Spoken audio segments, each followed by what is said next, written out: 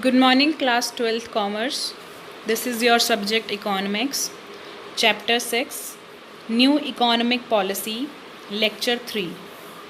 In this lecture, we shall discuss about fiscal reforms and external sector reforms. In the previous lecture, we discussed about industrial and financial reforms. Now, let's begin with our fiscal reform. Okay, so I request you all to note down the points which I'll tell in the slides, which important. See, fiscal reforms. It is related to revenue and expenditure of the government. Main source of government revenue is tax. Clear? Tax reforms are the principal component of fiscal reforms. Taxes are of two types: direct tax and indirect tax. Clear? Fiscal reforms and fiscal policy, they are identical terms, but there is a slight difference. When we are talking about fiscal reforms, we'll take into consideration the changes, fine, made in the fiscal policy.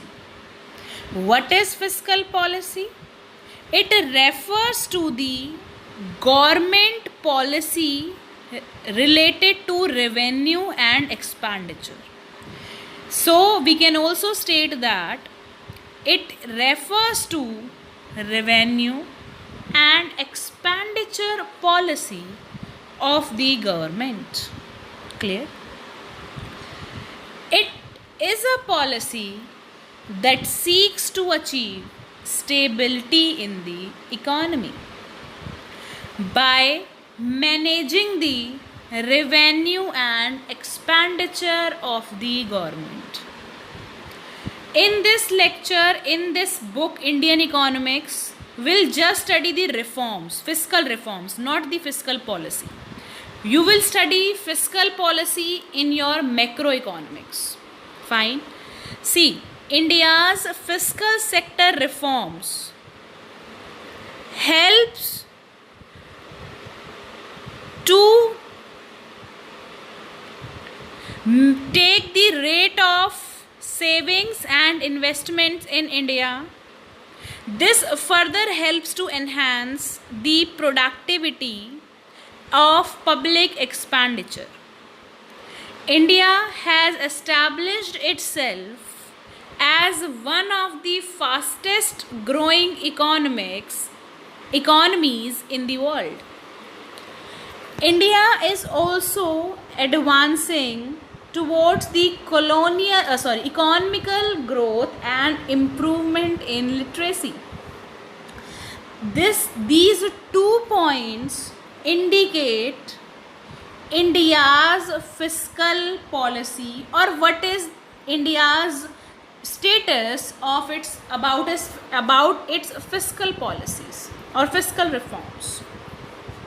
So, what is the aim of Indian fiscal reform? To induce saving and investment in the economy, to boost the growth and productivity in the economy,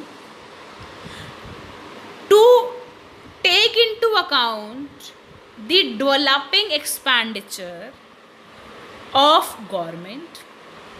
So India has established itself as one of the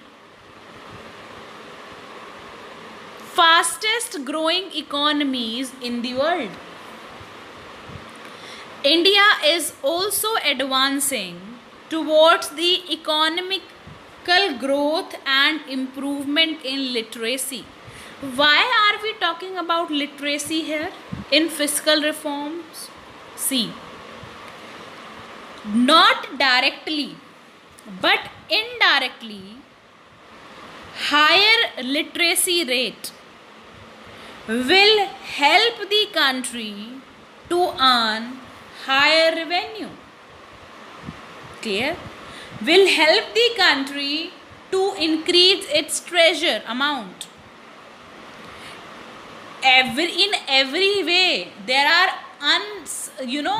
uncountable ways that if every person will be educated, will be literate, definitely it will be a positive hope to the country.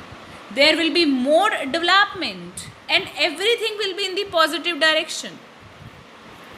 Clear with this? So these were the points regarding the India's fiscal sector reforms. Now see, India's fiscal sector reforms helps to raise the rate of savings and investment in India. This further helps to enhance the productivity. This we did in the previous slide too. India has established itself one of the fastest growing economies in the world. India is also advancing towards the economical growth and development in the literacy. Okay, fine. This we also did.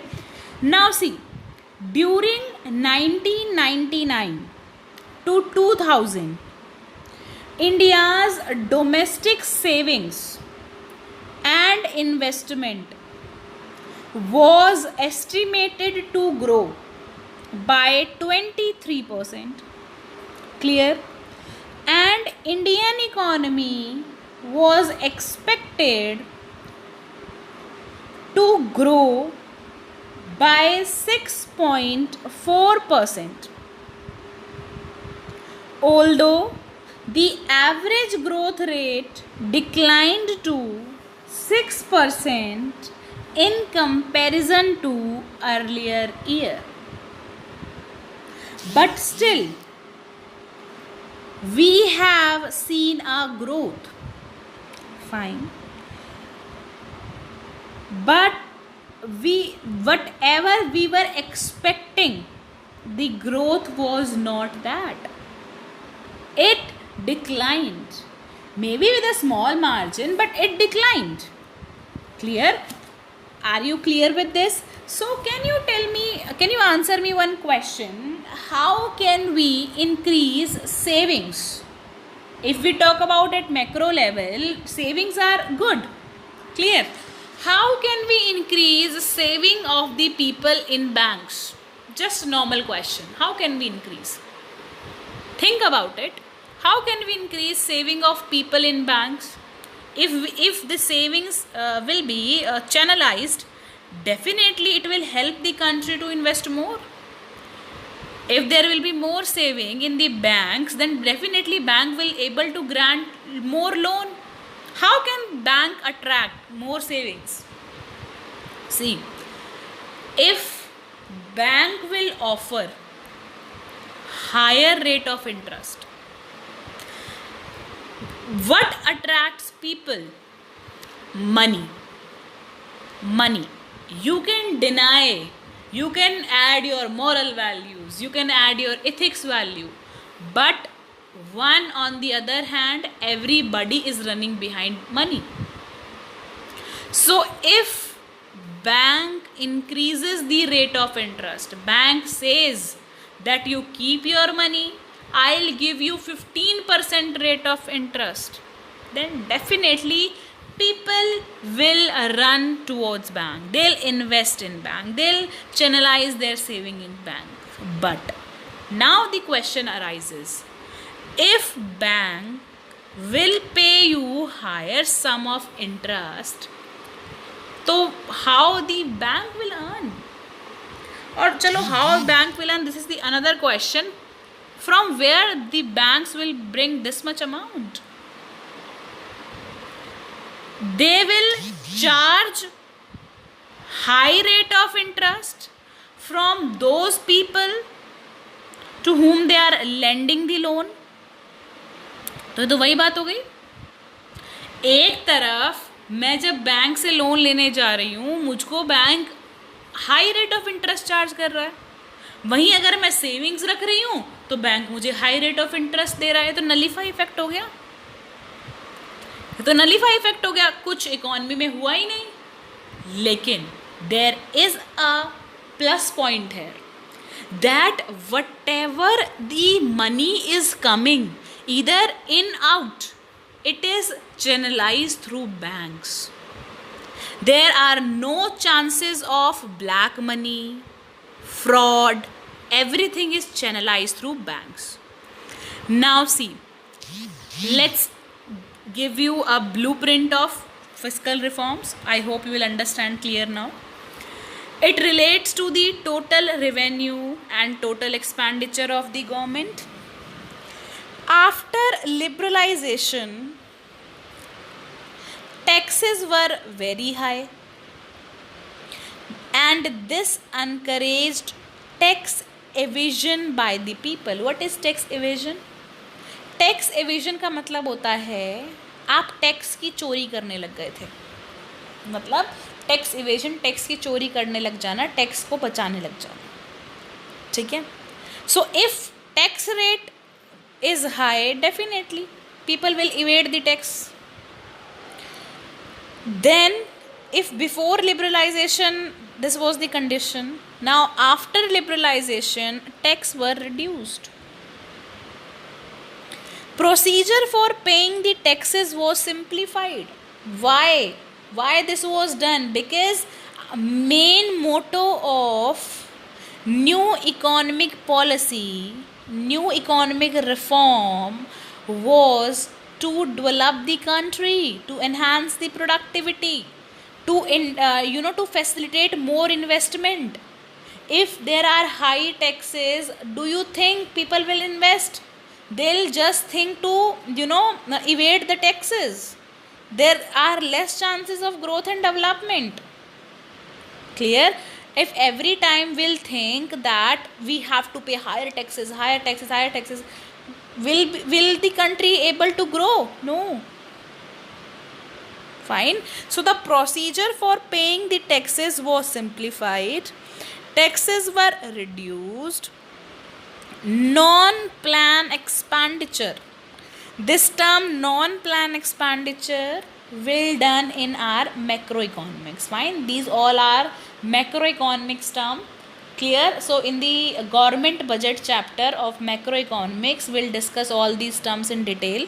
For the sake of learning, you just learn all these points, that fiscal reform is related to the total expenditure and total revenue of the government. Before liberalization, taxes were very high. After liberalization, taxes were reduced. Process for paying the taxes was simplified, and non-plan expenditure of the government were reduced. Now you might be knowing that nowadays filing of tax is very simple. You need not to go anywhere. Open your phone, just do the file the returns in ITR 1, ITR 2 or ITR 10A, whatever it is there. There are many columns of deductions and everything. So it's very simplified. And nowadays it's easy for government to check where people are investing, how they are evading the taxes. Fine. So it's like development of technologies, development of countries, rising literacy rate has made this process simpler. Clear? So fiscal reforms refers to the total revenue and total expenditure of the government. Before liberalization, taxes were high. This encouraged tax evasion. After liberalization, taxes were reduced. The procedure for paying the taxes was simplified. Non-plan expenditure by the government was reduced. Are you clear with this? Okay. Now again and again we are repeating the word tax. Now just give me I'll give you a look what are the taxes. See, this is a very important topic. I request you all, whosoever is watching the video, please note these differences. See, difference between direct tax and indirect tax, most important question for your viva as well as for your board exams. Clear? So now see, difference between direct taxes and first, fiscal reforms. Taxes make a broad component or a principal component of fiscal reforms. Taxes are classified into two parts: direct taxes versus indirect taxes. Now let's see the difference in tabular form. See, direct tax, meaning if a tax levied on the income or wealth of a person is paid by the person directly to the government. That means अगर आप पर tax लगा है तो आप ही tax देंगे, आपके behalf पे कोई और टैक्स नहीं देगा. But in indirect tax, if a tax is levied on any person, then he can shift the burden of paying the tax to another person. Fine. See, suppose अगर shopkeeper पर tax लगा है, seller पर tax लगा है, he can shift the burden of that tax on to the buyer. Fine. Incidence and impact fall on the same person, imposed on the income of a person and paid by the same person. Clear? In indirect taxes falls on the different persons, imposed on the seller but collected from the consumers and paid by the sellers. See, whatever the product you buy, every time it is written on MRP including all taxes. That means what? That cost price, whatever the market price is written on the goods or services, that include taxes, and you are paying those taxes on the behalf of sellers, and those sellers paid those tax to the government. Clear? Burden, more income attracts more income tax. Tax burden, see, this is very important point, underline this, that tax burden is progressive on people, whereas indirect tax is regressive in nature. Rate of tax is flat on all the individuals. देखो, progressive और regressive का nature समझो. Suppose एक इंसान BMW में आता है, चलो we just take a example, चलो ओल्ड राव का एग्जाम्पल लेते हैं, ठीक है. A person comes in BMW, he eats there in Old Rao, fine. A person comes in WagonR, he also eats there. You can now easily identify that person coming in BMW is rich than that person. Clear?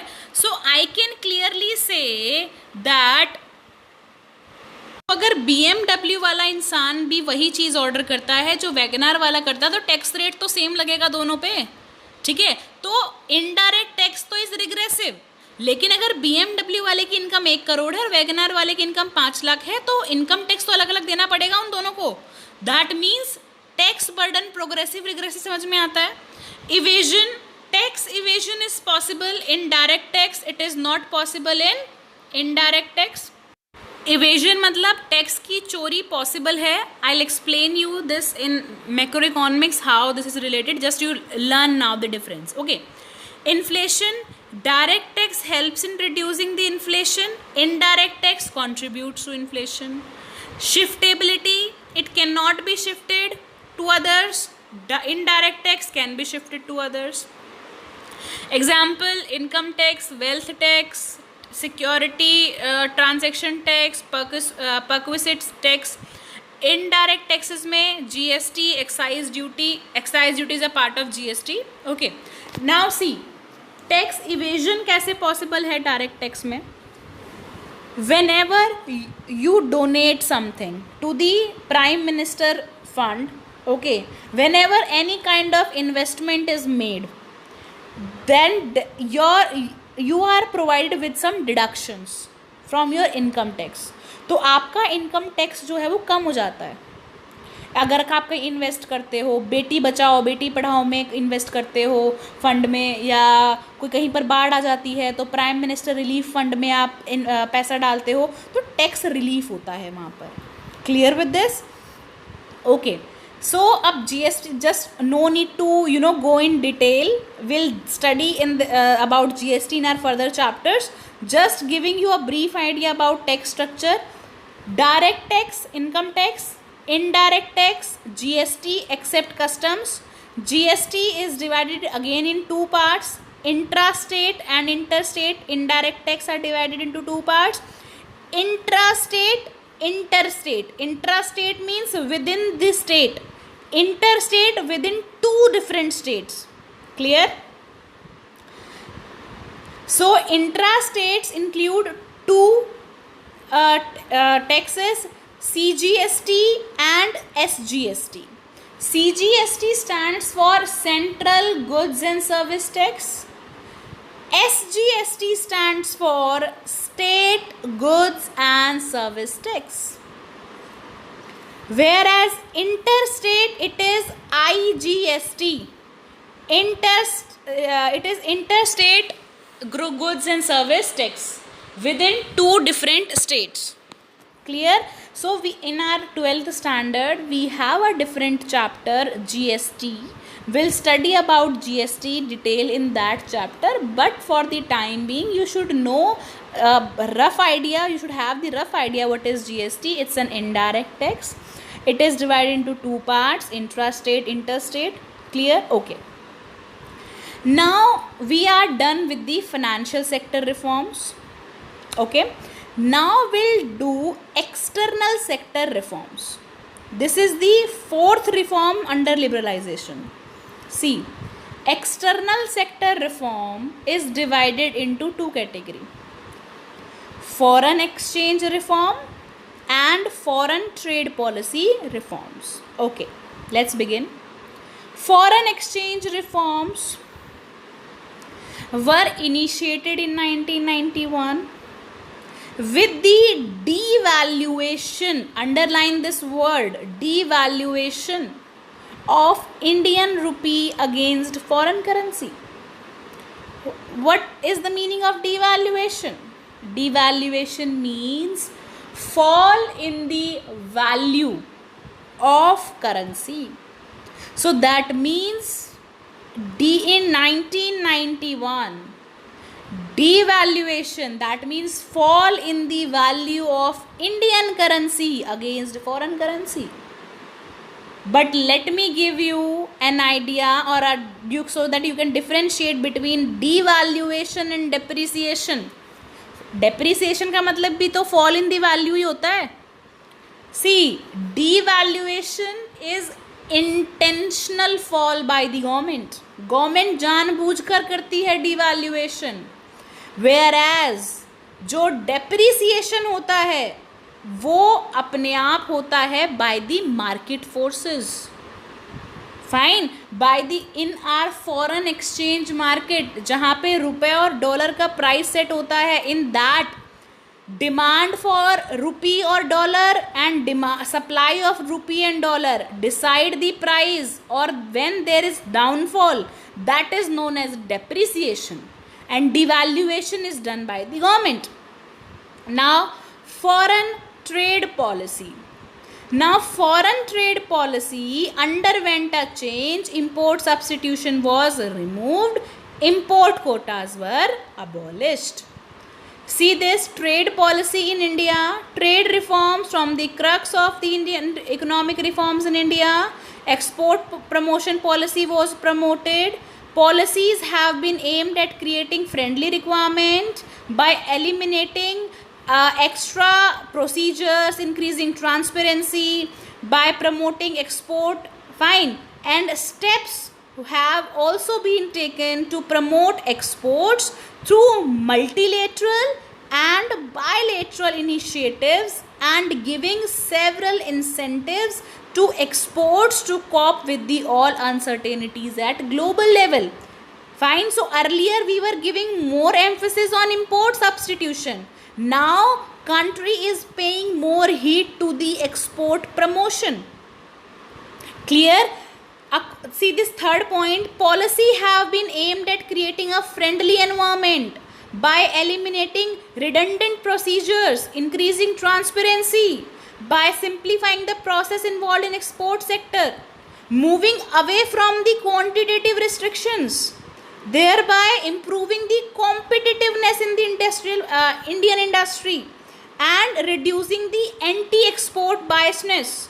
That means export import करने पर कोई restrictions नहीं है कि कितनी quantity करनी है, कितनी क्वांटिटी नहीं करनी है. Quantitative restrictions are removed and Indian industry are now compatible.